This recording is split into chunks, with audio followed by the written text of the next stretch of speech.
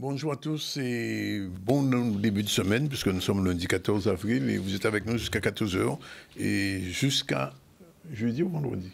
Jusqu'à jeudi cette semaine. On va se rendre un instant Pauline Bonnet, chargée de fonds d'art contemporain. Bonjour. Bonjour. Merci d'être là. Sylvie Rogier, la chroniqueuse du lundi, sera aussi là, accompagnée d'Antoine Nabajotte, qui termine son exposition chez Macan ce sera au MAC, ce dernier jour. Ensuite, il y aura la chronique de Iman avec Assia. Mais oui, c'est ça. C'est bien votre chronique à deux. C'est la chronique régionale. D'accord, bon. J'ai bien dit. Et puis, on va recevoir... alors, restez à l'écoute parce qu'on va parler d'un sujet qui est très chaud et d'actualité en ce moment. C'est le problème de la fermeture de l'école Génie en Herbe. Pour la première fois, on va recevoir deux parents d'élèves. Nathalie Desbeaux, qui est présidente du comité des parents d'élèves de Génie en Herbe, et notre parent, André Parfait, qui viennent témoigner, puisque vous savez que c'est demain, il y a on va dire plus qu'une audition, puisque l'école n'est pas d'accord avec la fermeture définitive imposée par la préfecture et par le rectorat. Et donc, il y a une plainte qui a été déposée et ça passera demain au tribunal, on saura la réponse. Donc, restez avec nous jusqu'à 13h30 et à 13h30, on parlera de ce sujet très délicat et qui est polémique. Voilà. Pour les infos du jour, c'est Iman Info. Bonjour. Info News, bonjour à tous, bonjour Danick. Si je peux faire une Iman Noticias, hein. Noticias, on va parler d'ailleurs en espagnol, puisqu'il y a eu un mais recueillement. Oui, c'est bien pour ça que j'ai dit ça. N'est-ce pas? Un recueillement de la communauté dominicaine sur la Guadeloupe pour justement ce moment de recueillement suite à cette tragédie qui a eu lieu donc récemment en République dominicaine en mémoire des victimes donc de ce récent drame. On reviendra sur ce rassemblement. Il s'agira aussi de parler du Forum citoyen à Morne-à-l'Eau sur l'aménagement du bourg. Donc comment repenser l'aménagement du bourg avec ses habitants? C'est tout l'enjeu d'un forum citoyen organisé par la mairie. On parlera aussi du ciné-débat concernant... Oui, d'accord. Ciné-débat, l'exclusion, si on en parlait, un ciné-débat qui a permis de mettre en lumière des mécanismes d'exclusion sociale et les impacts sur les citoyens. Il s'agira aussi de parler des rencontres mémorielles. Les citoyens étaient invités à se connecter à leur histoire, à leurs racines et celles des aïeux, donc organisé par le département. On finira par la biodiversité à Trois-Rivières, donc un atlas de biodiversité, un outil de connaissance scientifique et en cours. Donc on parlera de ce projet et de sujets en plus, donc de Caribule. Oui, c'était la fermeture, oui. C'était la fermeture, oui, avec Kérosène, donc qui a fait un concert incroyable, oui, n'est-ce pas?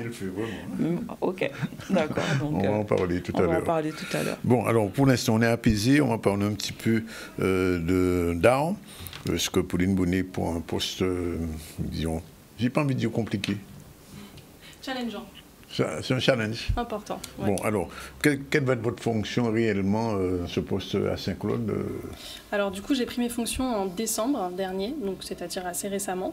Donc, c'est beaucoup de nouveautés aussi pour moi. Donc, il s'agit de vraiment prendre en main la collection du Fonds d'art contemporain du Conseil départemental, qui est à la fois donc, cet espace de réserve avec cette collection qu'il faut conserver, il faut s'assurer que les œuvres sont en bon état, donc il y a tout un travail de conservation à faire. Et c'est aussi un espace d'exposition, donc il y a un travail de programmation. Donc relancer la programmation, mettre en place des expositions, en diffusant à la fois les œuvres de la collection du conseil départemental et en même temps en programmant des artistes invités de la scène émergente guadeloupéenne et caribéenne d'ailleurs, puisqu'on élargit aux pratiques caribéennes. Et vous commencez avec une exposition qui a débuté le 14, c'est bien ça? Le 14 mars, c'est ça. On a fait le vernissage le 14 mars, donc c'est une exposition qui s'intitule « Traversée contemporaine » et qui est visible jusqu'à la fin de la semaine. Alors, c'est d'une manière générale, il y aura une expo tous les combien à peu près? Alors, c'est une programmation qui va s'enchaîner. Donc, il faut bien entendu à chaque fois des laps de temps entre deux expositions pour démonter, remonter. Mais la programmation est déjà préparée pour jusqu'à la fin de l'année 2025. Oui. Et on commence déjà à programmer les expositions 2026.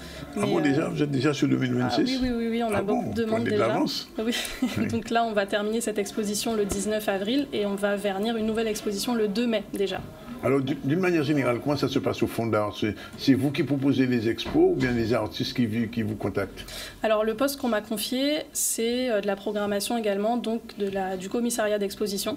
Donc, c'est moi qui vais faire une sélection en amont des thématiques, si c'est des expositions collectives, des artistes, si ce sont des expositions monographiques, donc avec un seul artiste. On est sollicité pour des partenariats. Donc là, par exemple, l'exposition qui va ouvrir au mois de mai, c'est un partenariat avec les Anneaux de la Mémoire, donc qui est un organisme qui vient de Nantes, mais qui a été créé par des Guadeloupéens et par des Martiniquais. Et en réalité, du coup, c'est un partenariat qui va mobiliser un peu toutes les structures du département. Donc on aura le Fonds d'art contemporain qui sera mobilisé, il y aura aussi le Musart, l'habitation La Ramée et l'écomusée de Marie-Galante, par exemple. D'une manière générale, on peut dire que pour être au Fonds d'art contemporain, il faut vraiment avoir un bon regard sur l'art. Oui, bien sûr, c'est évident, il faut un bon bagage artistique.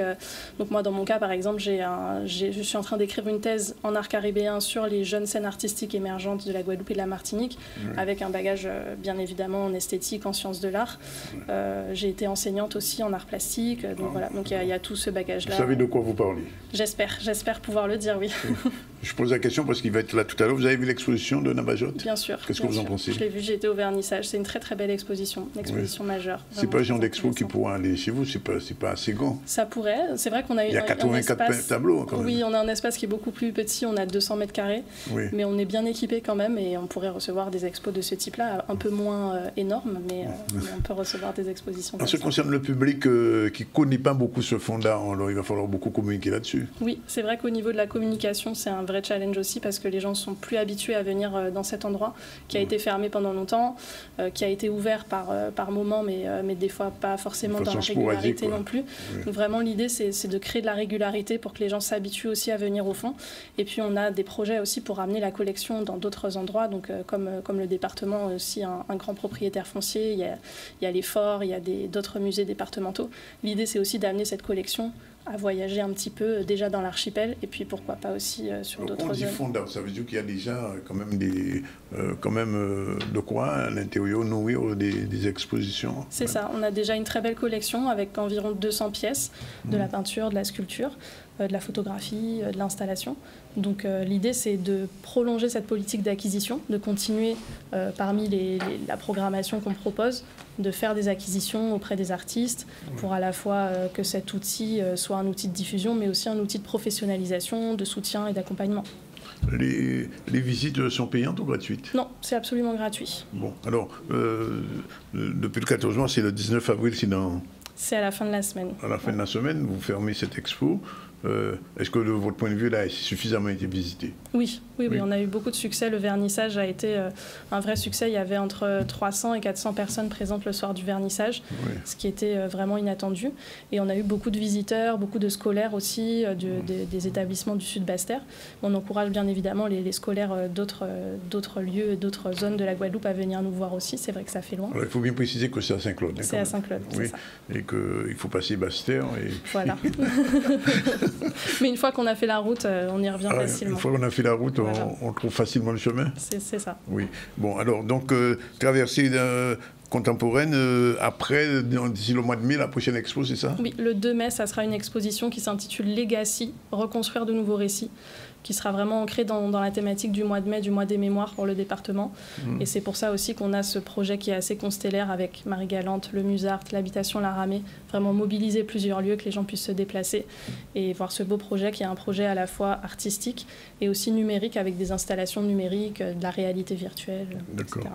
Bon, donc quelque chose de bien. Quelque chose de très bien, une très belle programmation. Bon, j'imagine que, puisque vous êtes vous-même, vous avez été enseignante dans l'art, donc vous connaissez la musique, enfin la peinture, j'allais dire. Oui. et qu'il y aura des expositions. Alors, dernière chose quand même, cette traversée contemporaine, j'ai pas vu, qu'était-ce exactement comme peinture? Alors, il y avait de la peinture et il y avait de la sculpture et de la photographie également. L'idée, c'est d'apporter une diversité aussi dans les médiums, une traversée dans les médiums artistiques et aussi de parler un petit peu de mémoire, d'histoire et comment, en fait, le Fonds d'art contemporain structure sa collection autour de ces thématiques. S'intéresse à l'art contemporain caribéen. Donc là, il s'agissait d'une première exposition de réouverture, donc uniquement des artistes guadeloupéens. Mais par l'avenir, on va aussi agrandir cet espace aux artistes martiniquais, guyanais et plus largement de la Caraïbe internationale et de sa diaspora, à des artistes qui ont une très très belle carrière à l'international aussi et qui ne peuvent pas profiter d'outils ici sur leur territoire en Guadeloupe, d'offrir cet outil de professionnalisation pour le retour des carrières aussi vers chez nous. Et il y aura des workshops? Alors il y aura ce jeudi on organise une journée qui est dédiée aux professionnels de l'art contemporain. Donc on a invité tous les artistes, les commissaires d'exposition, les curateurs, les directeurs d'associations artistiques à participer. Donc c'est à la fois un événement qui est ouvert au privé, au public. Et donc à 15h, ce jour-là, il y aura une visite guidée. C'est le jour de la fermeture guidée. de l'expo? Non, c'est 2 jours avant. Le jour de la fermeture de l'expo, ça sera le 19, ça sera samedi. Mais 2 jours avant, on a cette journée de rencontre à l'habitation Beau Soleil, qui est un très beau lieu qui se prête très bien à ce type de rencontre aussi. Ouais. De rencontre dédiée aux professionnels. Et on termine la journée par une visite guidée avec quelques artistes qui seront présents. Donc j'invite tout le public, si ça intéresse du monde, à venir à partir de 15h pour cette visite guidée. Actu Pauline Bonnet, on vous souhaite bonne chance pour ce challenge.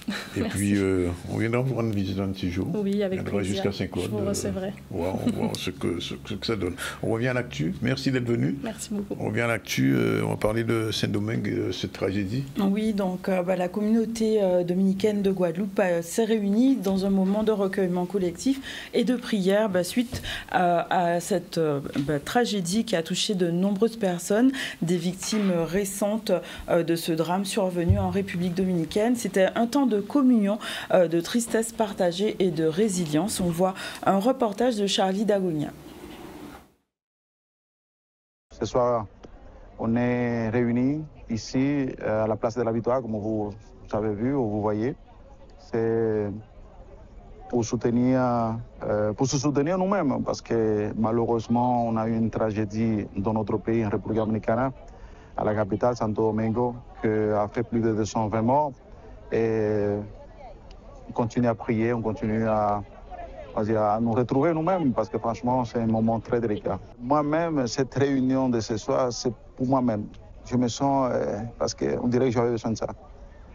Et si moi, j'avais besoin de ça, je suppose que chaque Dominicain, et même chaque ami de la République dominicaine, sont la même peine et la même nécessité de ne pas être seul. De ne pas être seul. Je vais te dire quelque chose aussi, c'est que malheureusement, dans la tragédie, il n'y a pas que des Dominicains qui sont morts. D'accord? Et je vois arriver des soutiens du monde entier. C'est-à-dire que il n'y a pas que nous qui voyons les choses, sinon le monde entier sent le mal qu'un peuple peut avoir. C'est le même, l'union. Moins de bagarres, de nous retrouver un peu plus. Ce n'est pas attendre avoir un désastre comme on a eu actuellement en République dominicaine pour nous trouver. Mais surtout, je voudrais aussi remercier tous les médias guadeloupéens, toute la population guadeloupéenne pour le soutien, qu'ils soient politiques, qu'ils soient artistes, qu'ils soient vendeurs à la sauvette, qui nous donnent tous les jours une force. Tu vois, ils sont vraiment que nous, on est peineux et qu'on a mal. On a très mal.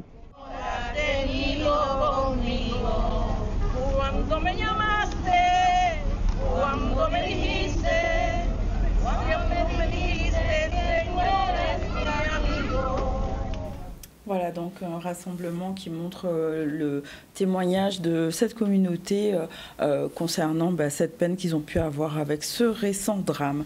On va parler de forum citoyen à Morne-à-l'Eau, comment repenser l'aménagement du bourg de Morne-à-l'Eau avec ses habitants. C'est tout l'enjeu de ce forum citoyen organisé par la municipalité, un exercice de démocratie participative pour construire un projet urbain ancré dans la réalité du territoire. C'est ce dont on va parler avec Vianney Valverde.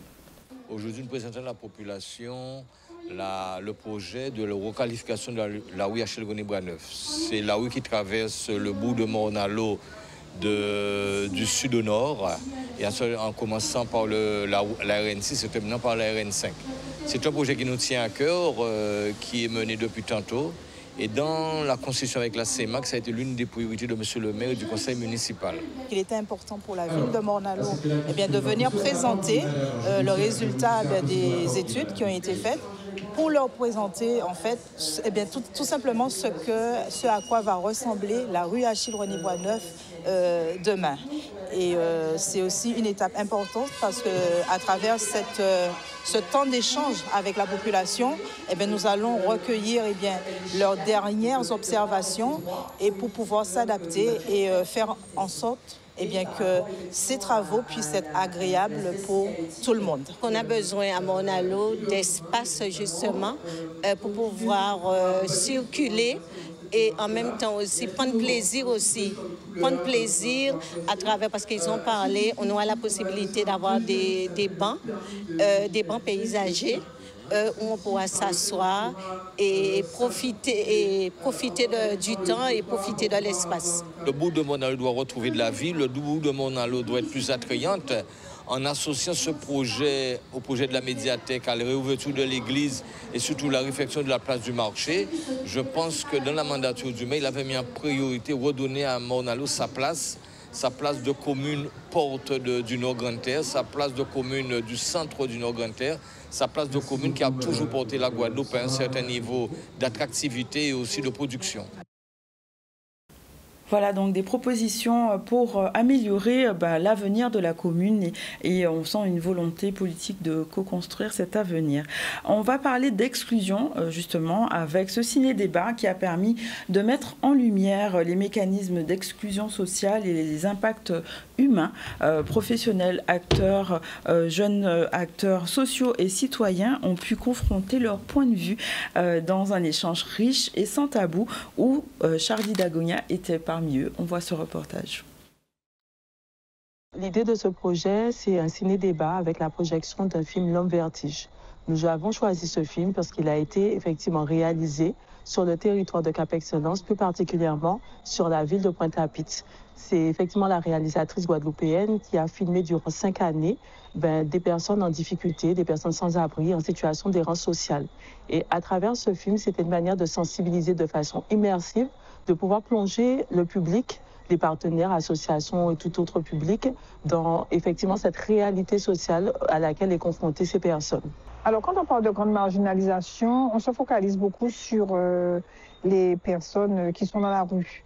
Et aujourd'hui, sur le territoire de Cap-Excellence, nous en avons pour 367 sur la Guadeloupe, nous en avons plus d'une centaine sur le territoire de Cap-Excellence. Donc ils sont quand même assez nombreux et c'est la raison pour laquelle, pas forcément la raison, mais c'est une population pour laquelle on doit vraiment s'occuper, prendre en charge aujourd'hui. Et ça tombe à prénommer puisque ce travail aboutit effectivement, sans le vouloir, mais aboutit à prénommer avec la signature du schéma de prise en charge de la grande marginalité qui a été signé par le ministre Abaster il n'y a pas longtemps, il y a quelques jours. Et dans ce plan d'action, nous aurons d'autres choses que nous allons mettre en place. Et sur le territoire de Abîme, Pointe-à-Pitre et Basse-Terre, nous allons, par nos CCAS, mettre en place des lieux d'accueil, des lieux d'hygiène et de douche pour ces populations afin de les accueillir. Moi, je dirais au contraire qu'ils font pleinement partie de la société. C'est juste qu'on a appris à ne pas les voir. Moi, je n'ai pas fait le film pour dénoncer, je n'étais pas à la recherche, comment dire.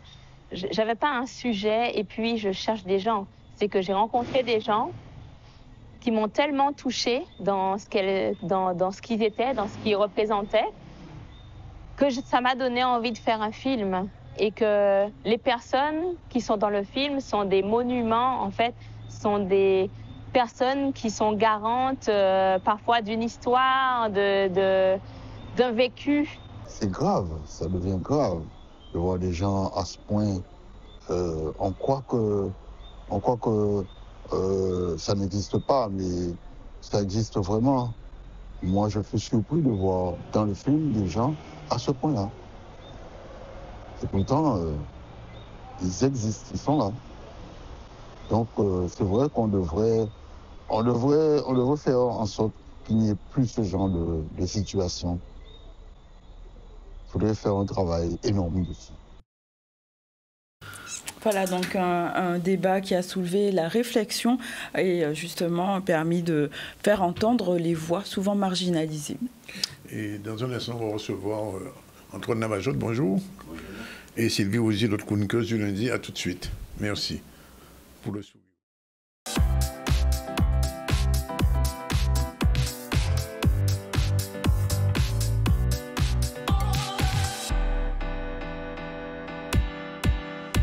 Voilà, dans une minute, il va être 13h. Je vous rappelle que dans un moment, on va parler de la fermeture de l'école Génie en Herbe avec deux invités, la présidente du comité des parents de Génie en Herbe, Madame Nathalie Desbeaux, elle doit être là déjà, et André Parfait, qui est un parent d'élève, puisque vous savez que demain, il va y avoir une décision administrative du tribunal sur cette fermeture un peu bizarre. Bien, là, on a avec nous nos deux invités, Sylvie Rogier, chroniqueuse du ZCL, bonjour. Bonjour. Et notre ami Antoine Nabajotte, qui est l'artiste, the artiste en ce moment, grosse exposition, combien 84, c'est ça? 84 peintures, 24 dessins et une installation. Alors vraiment, c'est quelque chose d'immense. Il faut aller voir ça, Madame Rogier. C'est vraiment le déplacement. Ça se passe au Mémorial Arc. Hein? C'est pas loin de Gosier. C'est sur la route de l'Open. Ça se termine demain. 5 minutes. Et c'est jusqu'à demain. Donc si vous ratez ça, vraiment... C'est demain. Ouais. C'est demain que la fermeture. Alors, Antoine, qu'est-ce qui a inspiré ces peintures, pas cette peinture, c'est-à-dire la thématique même sur Cannes. Parce qu'en vrai, ils ont le Cannes dans peinture là. Il faut savoir que ça fait 40 ans que je pratique. C'est-à-dire que pendant des années, j'ai toujours travaillé sur des titres en créole. Ouais. Namkaz, Tilolo, en Babois. Ouais. Et moi, personnellement, ma personne physique, j'ai été élevé à la campagne, donc on baignait dans ça, chez le canne à sucre, jardin, les roses, paysans. Donc vous sommes au monde bois? Oui, oui, c'est monde bois parce que c'est grâce à ça si on doit voir aujourd'hui là. Absolument. Donc c'est important pour moi. C'est une culture qu'on va intégrer dans même. Absolument. Et ça en cas de transpirer ça dans peinture, en cas de transpirer ça dans création, moi. Et Expolant lui-même, il m'a dit moi 4 ans de pratique. 4 ans de travail. 4 ans. Parce qu'on savent qu'il tenait espace là, ça, et c'est là que besoin exposé, et à un moment donné, quoi, besoin faire un bilan à travailler.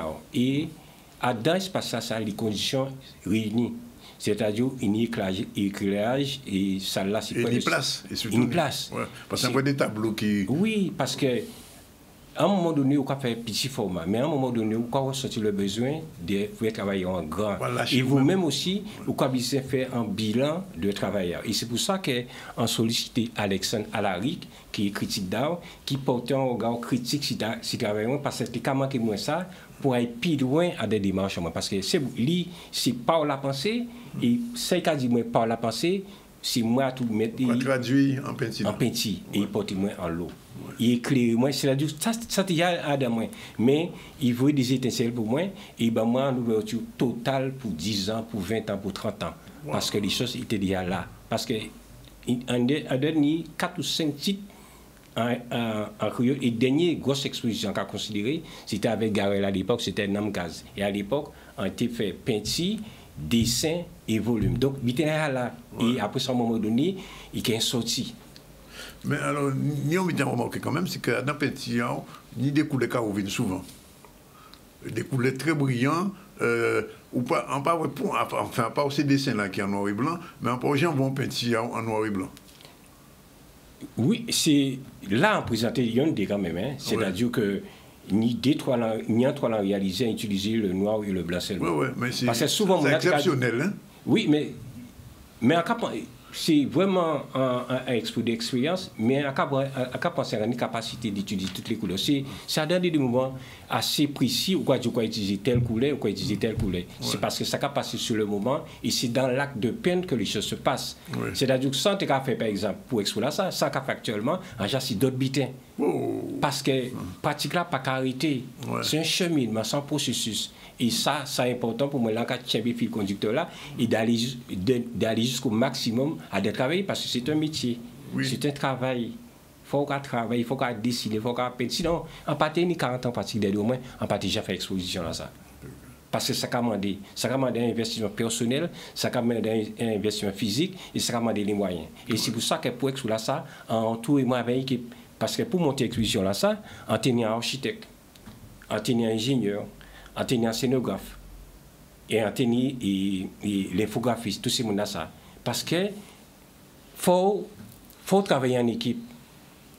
Le mémorial, l'espace est génial. Ouais. Avec l'équipe du mémorial, notamment à la tête de Mme Vessoui, ça passait bien. L'ITCA, en résumé, coordonné toute la partie administrative. Ouais. Et moi, en tout cas, coordonné toute la partie artistique. Et nous travaillons en symbiose. Parce que Adam, objectif en moi, c'était pour la Guadeloupe de faire ça. Donc même si parfois, ça n'est pas évident, il y a des petits moments difficiles, mais tout le monde mouille maillot à l'exclusion. Si nous ne pas tenir la main dans la main, ça n'a pas été fait. Donc il faut, à un moment donné, dans ce genre de projet, oublier et penser Guadeloupe.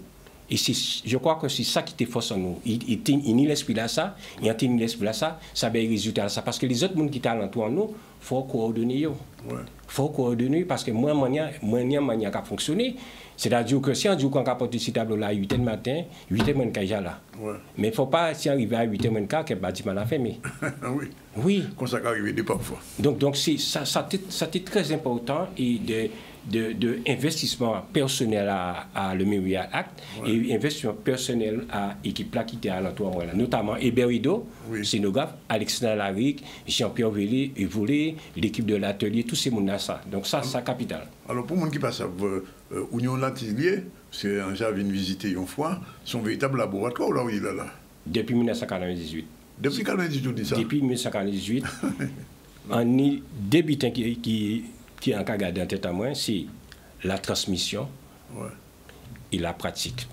Et c'est pour ça que pendant les 2 mois, depuis le 20 février, le Memorial Act met en place des ateliers. Ça passe très, très, très bien. C'est-à-dire, moi, quand on soit mal, qu'on va faire une exposition, et on va prendre temps pour bâtir mon Guadeloupe. C'est important, on a la chance de faire ça. Mais prendre temps pour bâtir mon Guadeloupe, et ça, c'est un élément qui est important pour moi. Donc, c'est pour ça qu'on cas concentre sur tout ça pour faire les choses dans les règles de l'art. Alors, nous avons envoyé, par exemple, des tableaux à les roses là, où là, on va dire que les roses là, faut qu'on sentir. Oui. Pendant en fait, en résumé, en cas peine l'esprit à l'école là. En cas peine l'amour qu'a fait en geste. En fait, en cas peine ça y pas qu'à voir, c'est-à-dire que ou quoi voir corps physique là, notre mouvement là, les moments où on a qu'à prendre il là, c'est ça l'invisible là, en cas peine l'invisible là et en cas peine aussi sans qu'attendre parce qu'on constate après 40 ans tout ça on t'a fait, c'est débutant t'a attendre. En cas par exemple, c'est à des pièces qu'on a, ni on le bitin qu'a passé en pièce qu'on a. Il ni zozio, il ni monde qui parler, il ni vent là. Et c'est très attentionné à ça. Il faut envoyer ça. Donc, depuis qu'il faut envoyer ça, en mettant en permanence, ça va mettre dans chacun, il va enregistrer, et après ça va dessiner. Parce que,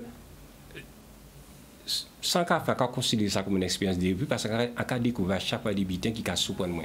Et le fait que ça a surpris moi, ça a posé moi des questions, et on a essayé de regarder qui gens on peut mettre en création. Et ça, c'est très, très, très difficile. Et c'est pour ça qu'on a dit que c'est après 40 ans, ni débutants comprennent. Parce que ce n'est pas facile. Les éléments sont là, mais toujours il y a un monde qui est capable des étincelles et ça permet d'aller plus loin. En vrai, enfin, d'ailleurs, on voit l'usine dans ces tableaux-là. L'usine? Oui, parce que l'usine a fait partie des champs qu'on a sur là. Mais l'usine en peine là, sans l'usine de souffrance. Non, le butin qui fait dans la usine, c'est qu'à rester là, c'est l'usine d'Auboussier, qui est détaillée, l'usine Gaudel. Gaudel et Marie-Galante. Et moi, en déplacement physiquement, en passer des moments dans l'usine, on prend toute vibration à l'usine, on va imprimer un du lieu, en dessinant, en fait, il faut regarder. Donc là, on retourne à l'atelier, tout naturellement, on va transpirer ça. Et c'est ça que l'exposition là, ça, on va non parole en canne. Mais parole en canne n'a pas uniquement canne qui tenait. Il tenait jardin, tenait case, tenait case à garder des affaires, tenait tilolo, parce qu'en moins, personne physique en moins, tu es au milieu de tout ça. Ils sont sans peine ça. Ou grandir dans ça pratiquement. Oui, tout à fait. Et moi, à l'aise, c'est ça parce que ni les habitants qu'à vrai, et ni entre guillemets, facilité de dessiner, de penser et de mettre ça en forme. Parce que ça, voilà, moi, c'est de trouver des solutions par rapport à des questions qu'à poser pour réaliser ça en peinture. Alors, demain, l'exposition sera close, terminée. Oui, absolument, oui. Quand devient donc ces 84 tableaux? C'est la bonne question, mais oui, il fallait bien la poser. Oui. C'est vrai que... tous vendus? Non. non, loin de tout ça. En comptant d'expo là. En cas profiter tout de suite pour en dire merci à le MAC qui permet moi de faire exposition à ça. Merci à Mme Vestry, parce que nous entendons, parce que ce n'est pas évident. Ça a très très bien passé. Merci à l'équipe, parce que vous mouillez par yo. Et bien évidemment, la région Guadeloupe qui collabore fortement à ce projet-là.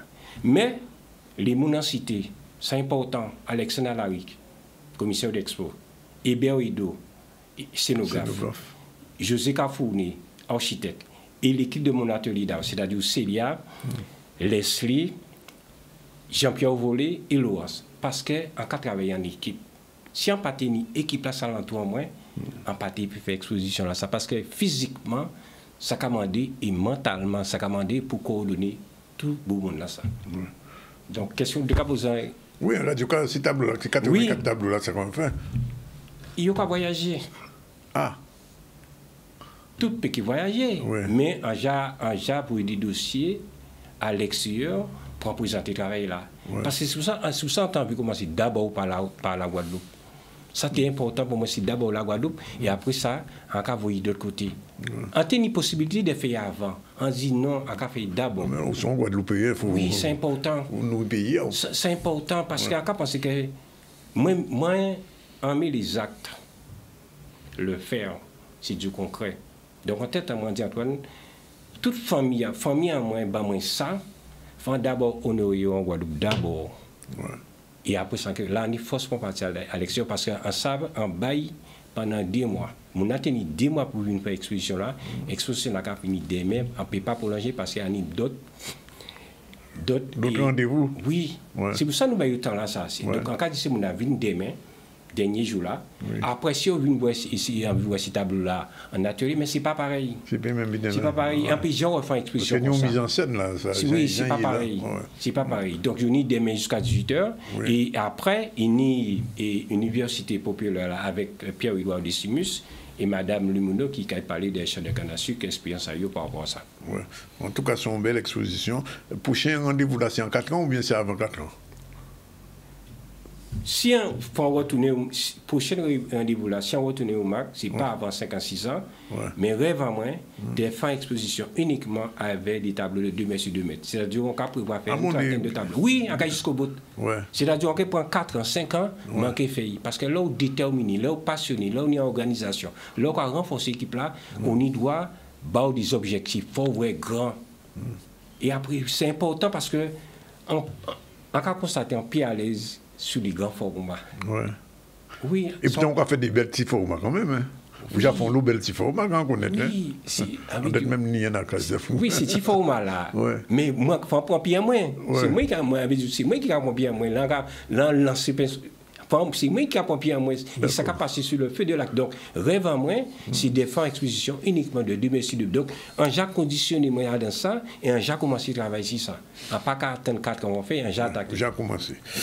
Rendez-vous demain, 18h au MAC pour la clôture de cette expo. Et Mme Ouzier a déjà promis de venir là, me voir. Cette exposition ne rate pas ça. Je ne vais pas rater. Lundi prochain, on en parlera. En tout cas, merci Antoine. En tout cas, merci. Pour le travail qu'on a fait pour la Guadeloupe au niveau petit. Et ça fondale. Oui, c'est important parce que, en cas de pays là, il y a cas il y a un monde qui a fait en Guadeloupe, ou pas obligé de voir tout ça, il y a dans l'action. C'est pour ça que les actions qu'on a menées, c'est pour Timon Guadeloupe, c'est pour ça qu'on construit. On est au tir de l'atelier, quoi recevoir Timon tous les mercredis, on fait job là, c'est nous à faire, il n'y a pas de monde qui fait dans le pays là. Ou quand imagine un monde à l'extérieur, qui a une peine con, qui a une peine. Mais non, il peut même biter là. C'est nous à faire, c'est nous à prendre culture, nous, et travailler pour ça. Absolument, d'accord, 100%. Et nous d'accord, demain, moi-même, ici, on vient un petit saut là pour sentir vraiment où ici. Oui. Je dis, c'est dommage qu'ils viennent à la fin de l'expo pour parler parce que ça donne trop envie d'aller voir cette exposition. Tu as pas vu quand tu étais là hier, tu n'es pas allé? Mais il y a une communication. Non, mais tu es avec Mme Rosier. Non, mais je vais y aller, je vais m'organiser parce que vraiment ça donne envie en fait. Mais il y avait, non, quand même, il y avait 2. C'est vrai que.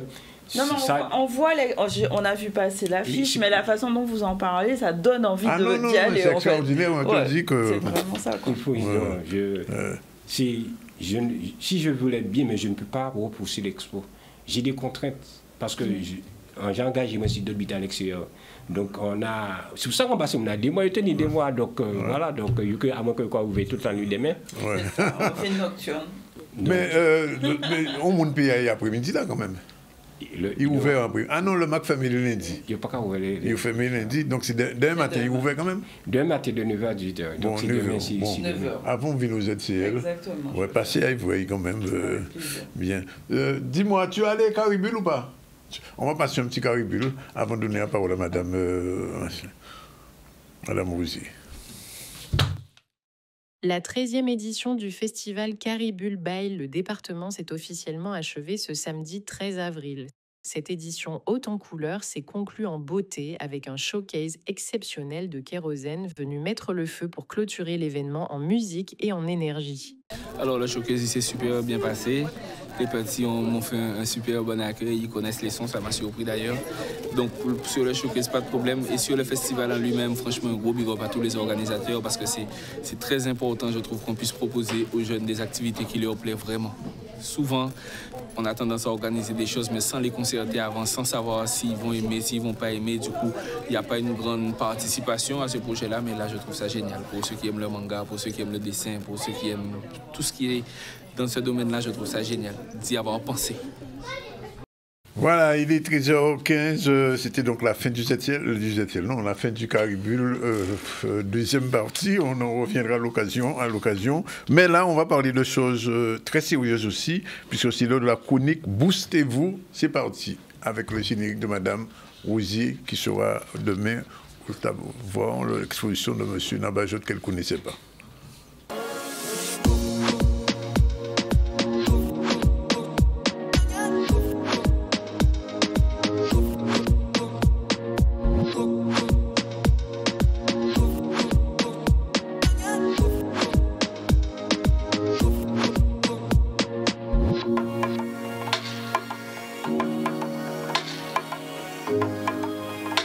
Chaque lundi, donc, on retrouve Madame, notre experte en dynamique d'équipe, Madame Rousier, pour nous booster.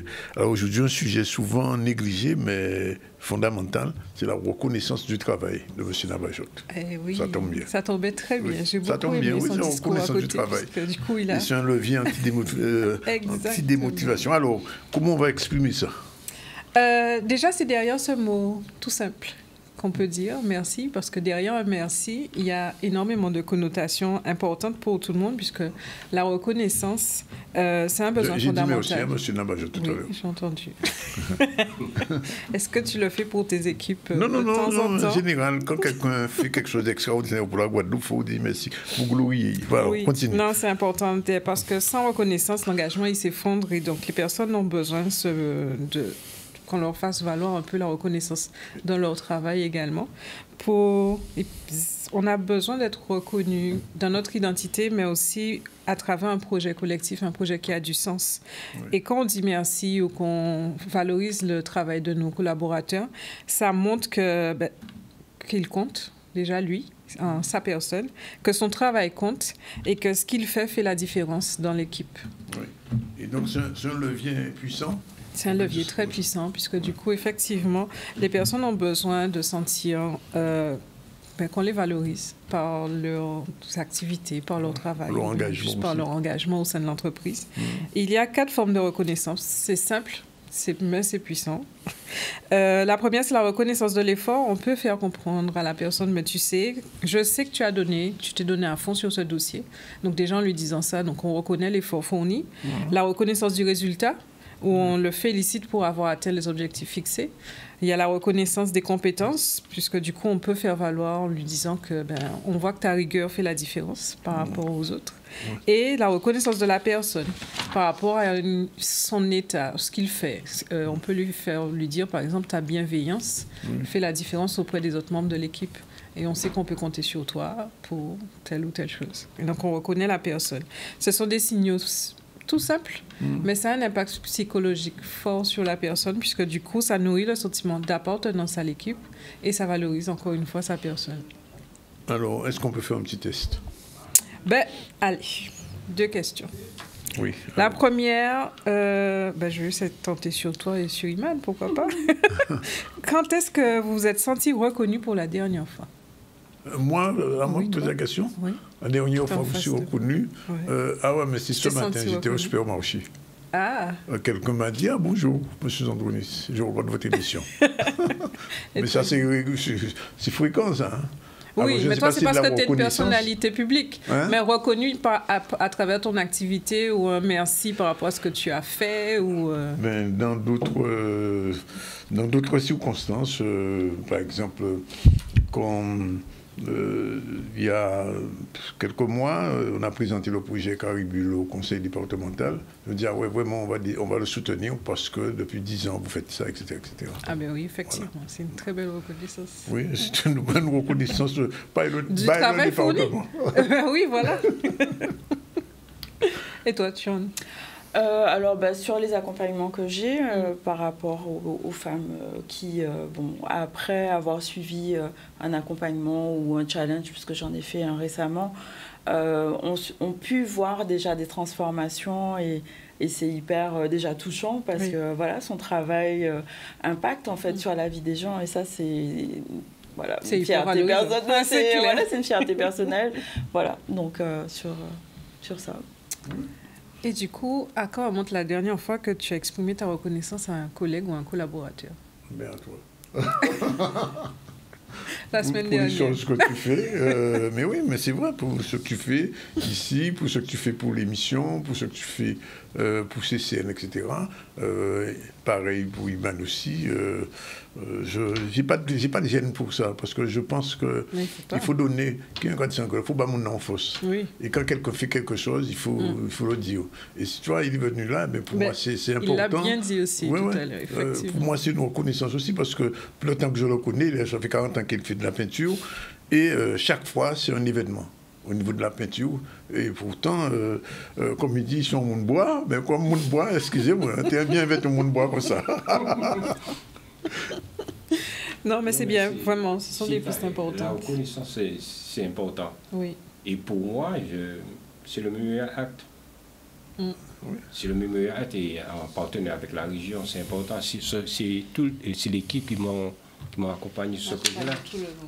Donc je suis vraiment content de ça. Parce que c'est ça ça me booste en fin de compte. C'est-à-dire que j'ai envie d'aller plus loin dans ma pratique. Et ça, c'est suffisant. Donc, on est très sensible à ça. Et ça, c'est la force.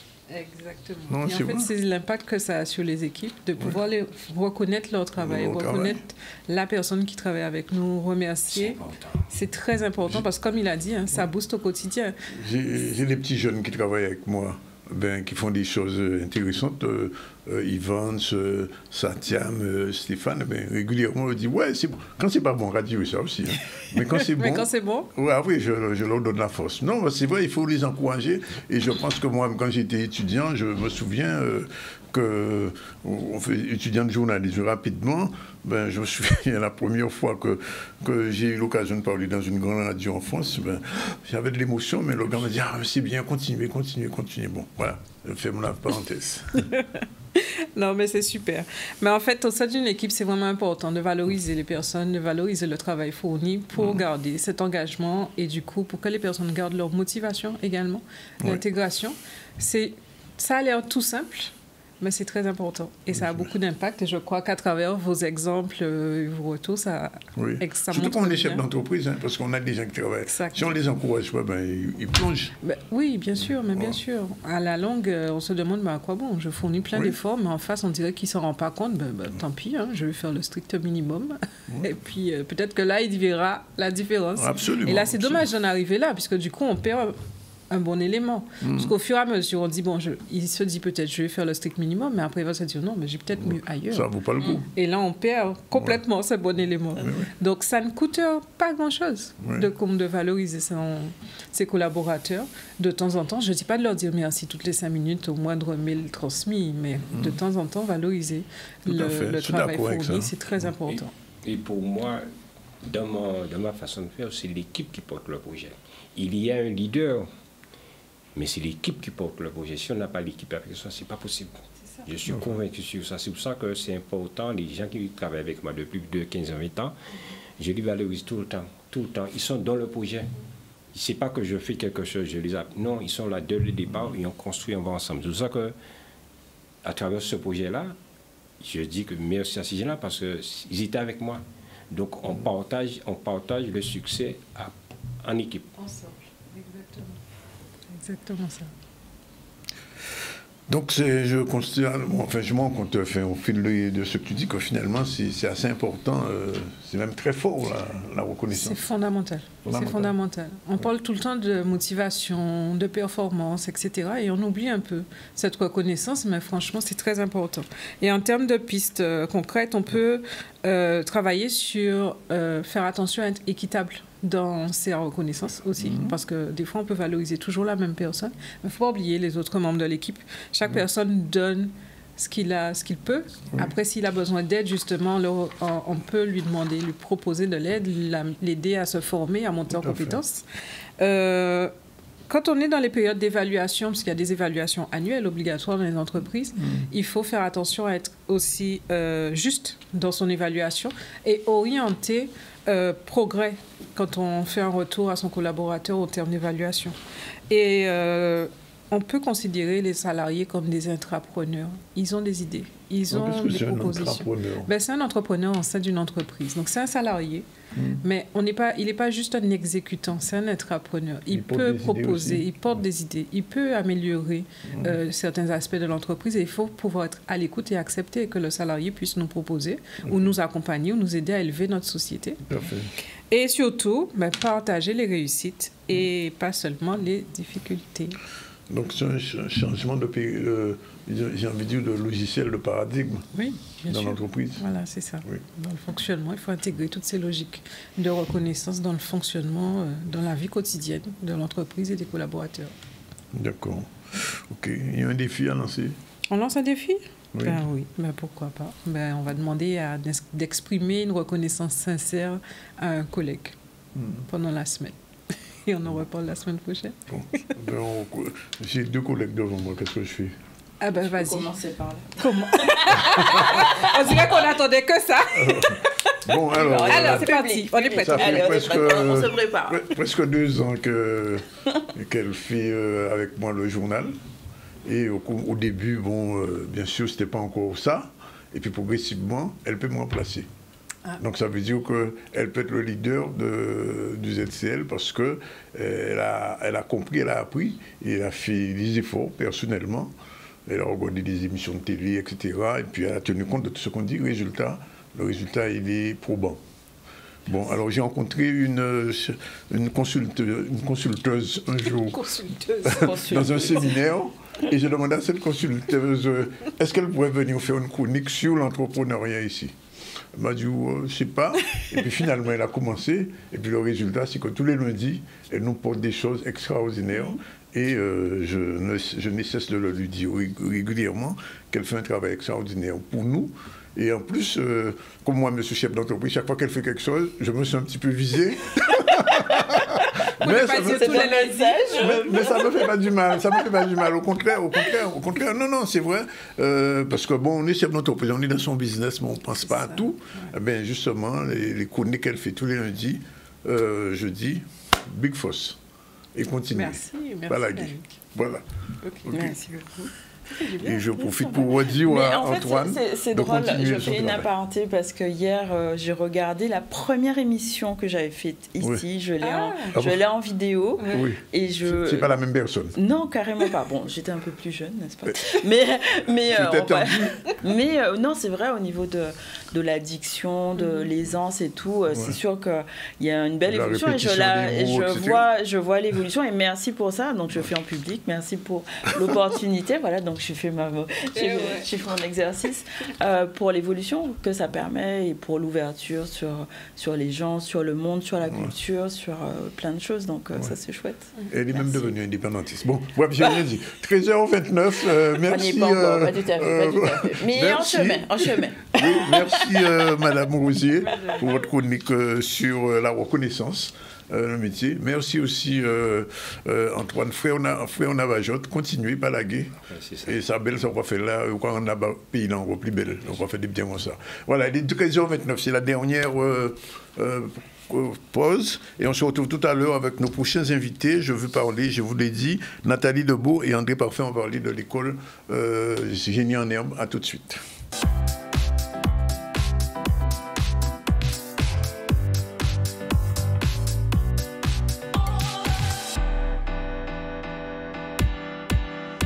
Voilà, il est 13h35. Nos invités sont là. Nathalie Debeau, bonjour. Bonjour. Elle est présidente du comité des parents d'élèves de Génie en herbe. Bonjour à Monsieur Parfait. Bonjour et merci d'être là. On va parler de cette école qui a été fermée depuis le 18. Et notre chroniqueuse du lundi, là aussi, Asia, bonjour. Bonjour à tous. Oui. Et on va faire tout de suite un retour sur l'actualité, le premier sujet avant de donner la parole à ces personnes. On va entamer tout de suite le retour sur Caribule. Il y a eu un meet-up qui avait été organisé concernant les contes au féminin. Il n'y avait que des femmes. Il n'y avait que des femmes, oui, au féminin, n'est-ce pas? Et donc on fera ce reportage dédié à ce meet-up. Aujourd'hui, j'ai animé le meet-up autour du conte au féminin avec différents invités. On avait une illustratrice et une dirigeante de maison d'édition pour les livres audio. On a abordé différents thèmes, dont justement la décolonisation et la déconstruction des contes pour les enfants, pour renforcer leur culture identitaire, pour qu'ils se reconnaissent et pour les aider à devenir des adultes plus confiants, plus à l'aise, parce qu'on se rend compte souvent qu'on n'a pas forcément accès dans les livres jeunesse à des personnages qui nous ressemblent, à des choses qui ressemblent à nos environnements. Et c'est important pour nous de faire en sorte que les choses évoluent, que les enfants puissent se retrouver. Donc voilà, n'hésitez pas à venir au Festival Caribule qui continue jusqu'à demain. Il y aura le show avec Kérosène et il y a aussi beaucoup d'ateliers, d'animation. Voilà.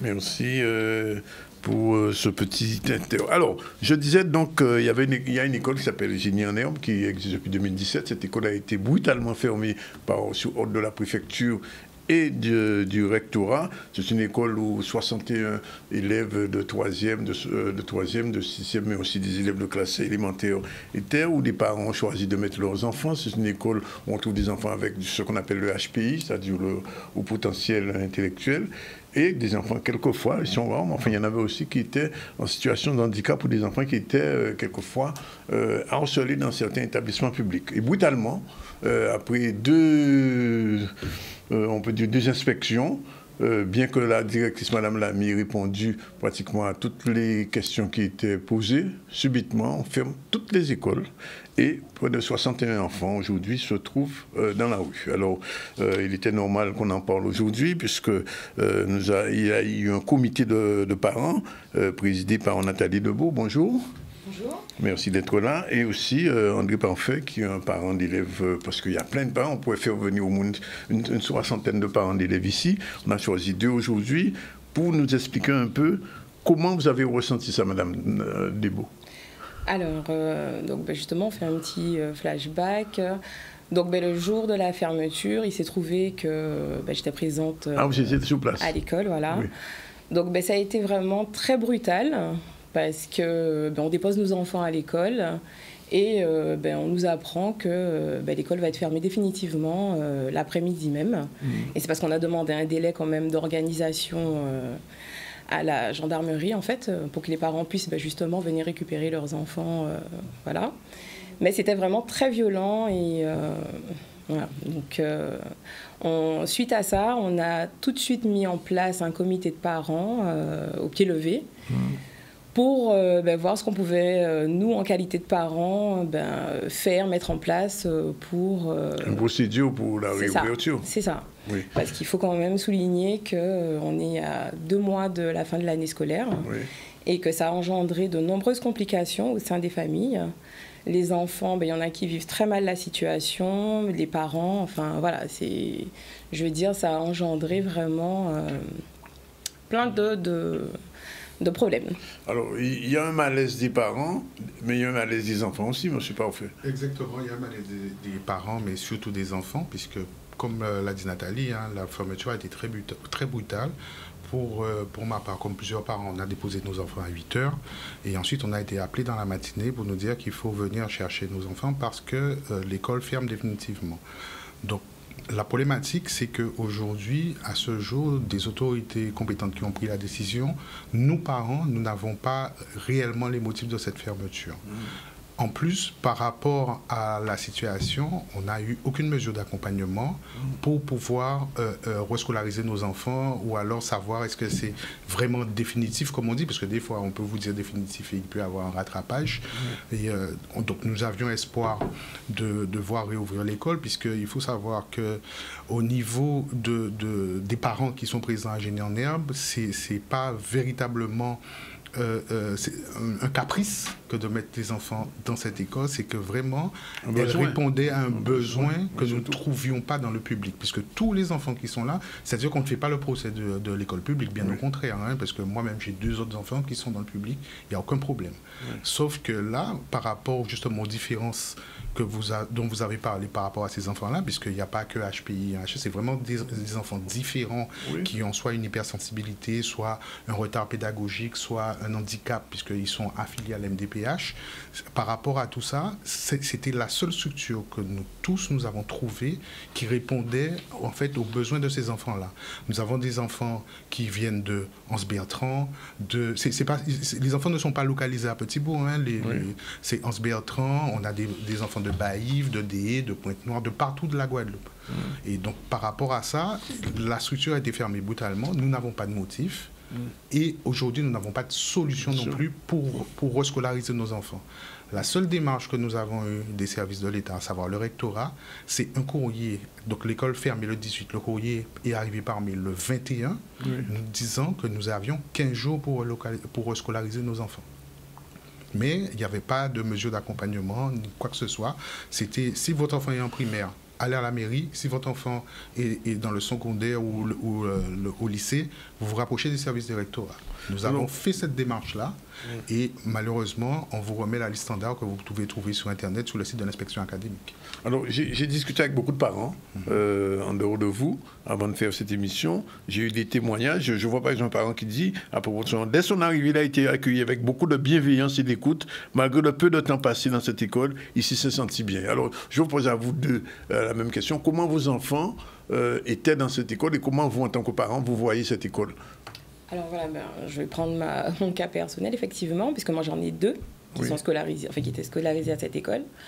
Et donc ça fait 4 et 5 ans quand même qu'ils sont scolarisés à cette école, donc je vais dire il y a quand même aucun souci à ce niveau-là. Alors comme je dis, rien n'est parfait, il y a toujours des améliorations à apporter, comme pour toute chose. Cependant, j'avais des enfants épanouis. Donc le matin, en fait, il faut aussi dire que le matin, ils font les cours. Et tous les après-midi, ils font du sport. Donc voilà, je veux dire, il y a un accompagnement et on propose des choses vraiment adaptées en fait aussi au profil des enfants. Donc par exemple, ceux qui sont TDAH, au lieu d'être assis sur une chaise, on leur permet de s'asseoir sur une balle. Enfin voilà, ils ont des choses qui sont mises en place pour qu'ils puissent avoir une qualité d'apprentissage adaptée à leurs besoins. Et donc, voilà. Je vais préciser par rapport à ce que dit Nathalie, c'est qu'il faut bien retenir que l'école n'est pas en dehors des clous du programme scolaire. Simplement, l'enseignement est ajusté au tempérament de l'enfant. Au cas par cas. Au cas par cas, voilà. Parce que c'est des petites classes, d'accord. Donc, pour ma part, mon fils, ça fait 4 ans qu'il est là. Il était dans une classe de 8 élèves. Donc, vous pensez bien que l'enseignant a largement le temps de faire l'accompagnement. Et en plus, par rapport à ça, c'est que par rapport à cette petitesse de classe, ça permet à l'enseignant, des fois, de prendre de l'avance sur le programme scolaire édicté par l'Éducation nationale. Donc, ce qui fait que nous avons, puisqu'on reste en contact, puisque c'est comme une grande famille, on reste en contact avec des parents qui, finalement, décident de retourner dans le circuit standard. Et l'adaptation des enfants se passe très bien et ils ont le niveau requis par l'Éducation nationale. Donc là, aujourd'hui, on est d'autant plus perdu par rapport à ça, puisqu'il n'y a pas de motif valable par rapport à la fermeture, surtout quand on entend l'actualité avec des établissements où il y a eu véritablement des crimes commis. Je parle de l'actualité en ce moment au niveau national, où on a des grandes écoles comme Betaram et l'école n'a pas été fermée pour autant. Justement, j'allais vous dire ça. L'école n'a pas été fermée. Nous sommes là. Alors, le seul motif que nous avons pu retenir de ce qui a été pris comme arrêté préfectoral, c'était la mise en sécurité affective de nos enfants. Donc, moi, en tant que papa, notamment, je me dis, mais si j'ai fauté quelque part, machin, je voudrais bien savoir où pour que je puisse faire le rattrapage nécessaire à notre enfant. On n'a même pas ce détail d'information. Donc nous avons fait des démarches auprès des services du rectorat.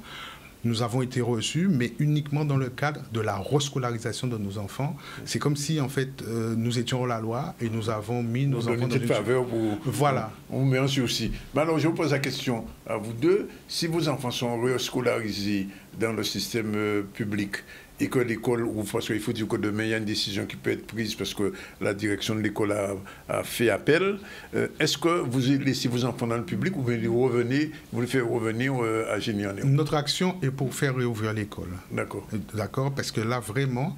Alors, on avait déjà goûté au système pour nos enfants. Oui. Malheureusement, ça ne répondait pas à leurs attentes, ça ne répondait pas à leurs besoins. Là, aujourd'hui, notre objectif, c'est de faire réouvrir cette école. Oui. Okay? Quitte à ce qu'après, l'administration fasse ce qu'ils veulent, qu'ils la mettent sous tutelle, qu'ils mettent un cadre administratif, machin. Mais il est nécessaire qu'ils aient un enseignement adapté.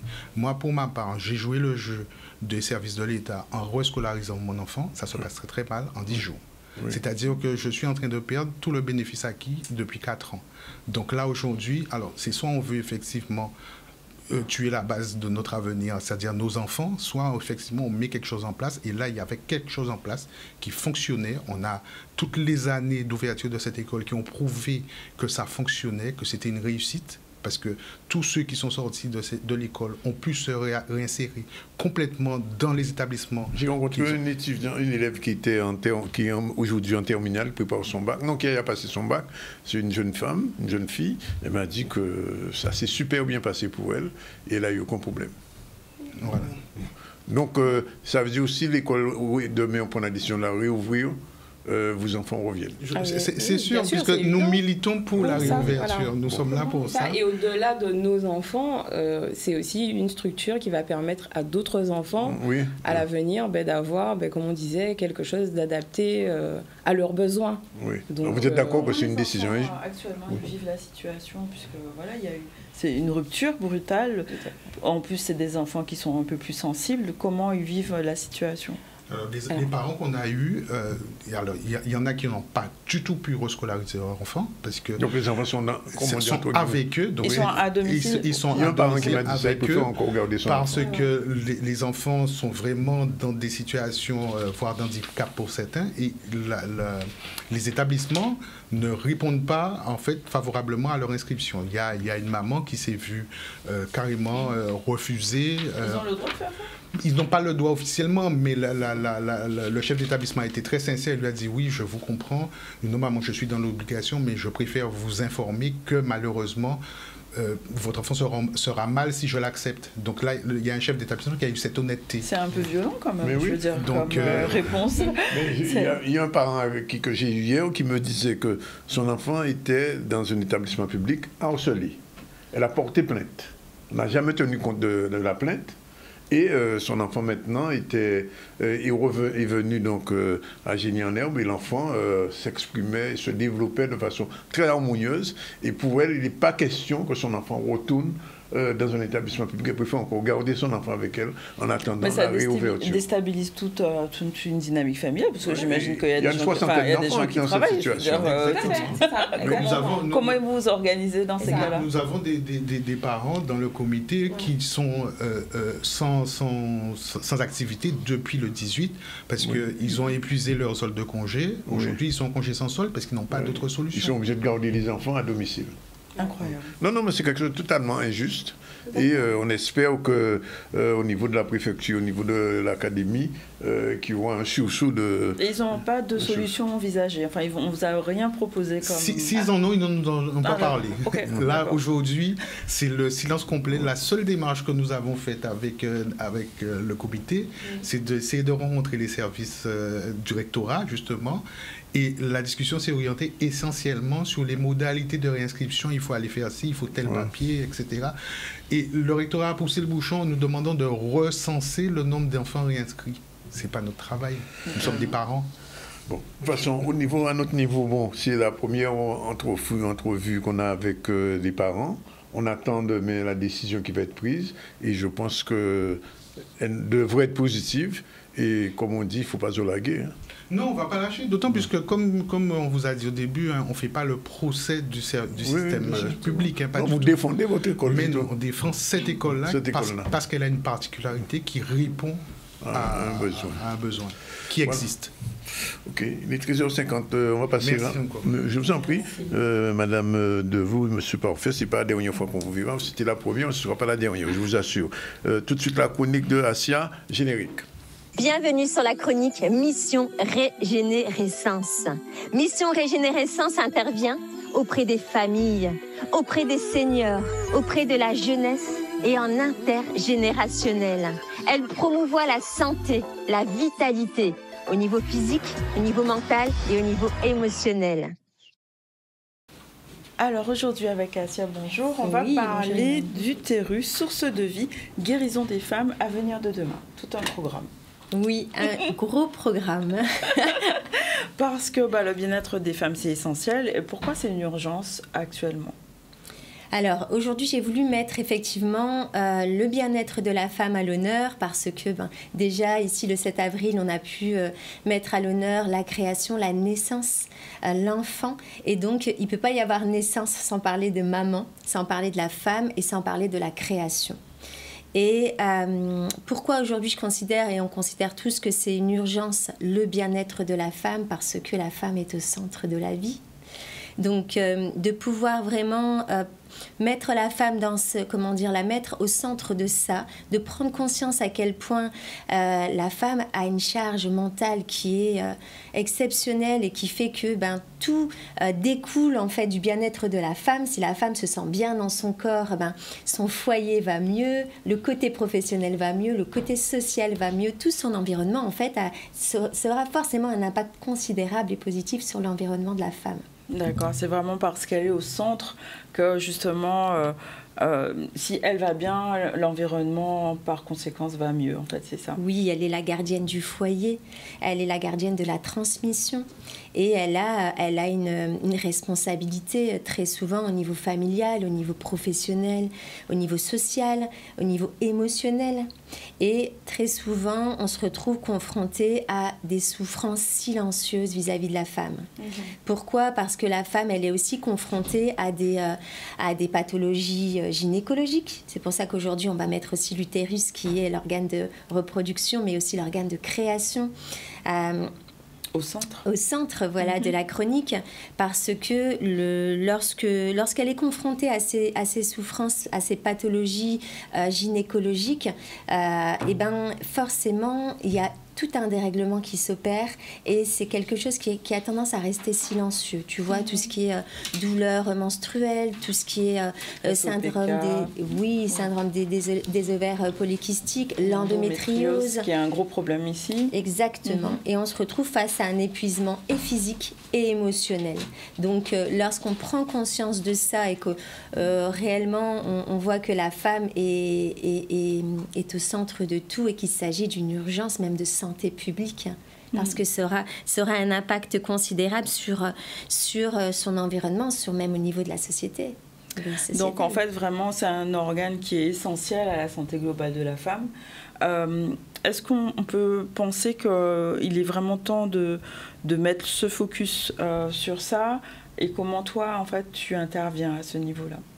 Alors, oui, il est, à mon sens, vraiment essentiel de prendre conscience que l'utérus, ce n'est pas juste un organe reproducteur. Tu vois, c'est aussi un centre énergétique, c'est aussi un centre de création, c'est un centre où se passent toutes les émotions. L'utérus, c'est une réserve émotionnelle.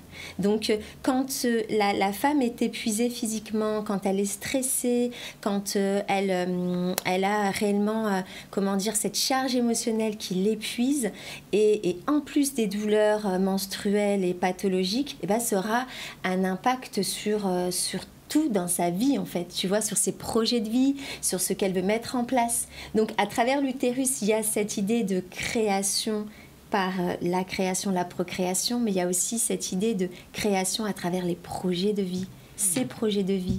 Tu vois ? Tout à fait. Donc, en fait, c'est comme, on va dire, une réserve énergétique que la femme a. Oui, et qu'il est temps de reconnaître. qu'il est temps de reconnaître, parce que si on lui apporte tout ce dont il a besoin à cet utérus et qu'on le voit, qu'on le reconnaît et qu'on prend conscience à quel point il est crucial, qu'il soit équilibré, qu'il soit dans un bon mood, dans un bon mode de vie, que ce soit physique, émotionnel et mental, et ben en fait, on aura tout gagné pour le bien-être de la femme. Donc en fait, ce que tu es en train de dire, que l'utérus, c'est pas un organe parmi tant d'autres, mais c'est l'organe à chérir particulièrement en tant que femme. Oui, parce qu'en fait, comme je te disais, c'est vraiment un organe de création, mais c'est aussi la réserve des émotions. Et lorsque il est aussi, porteur de messages, tu vois. Quand par exemple on est stressé, bien souvent il y a bien des femmes qui vont se reconnaître, et on va avoir beaucoup plus de douleurs menstruelles. Quand on est beaucoup plus épuisé, fatigué, que le stress en plus pointe le bout de son nez, on va avoir l'endométriose qui va se réveiller beaucoup plus forte, tu vois, de manière beaucoup plus puissante que à son habitude. Pareil pour tout ce qui est syndrome des ovaires polykystiques, les douleurs vont être beaucoup plus fortes. Donc, en prenant conscience de ça, en fait, on peut, changer son mode de vie, tu vois, et avoir un mode de vie beaucoup plus respectueux de cet utérus, parce qu'il n'y a pas de séparation entre notre bien-être émotionnel et notre utérus. D'accord. Donc, cette reconnexion au corps va faire que l'utérus va mieux se sentir. Et c'est un tout, en fait.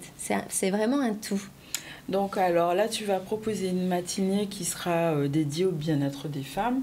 Donc l'orientation sera vraiment sur l'utérus. Comment ça va se passer, ou qu'est-ce que tu proposes? Alors déjà, toutes les femmes ont un utérus. Bien entendu, il y en a qui se sont fait opérer. Mais l'idée vraiment, c'est effectivement de pouvoir permettre aux femmes de réellement s'accorder une pause.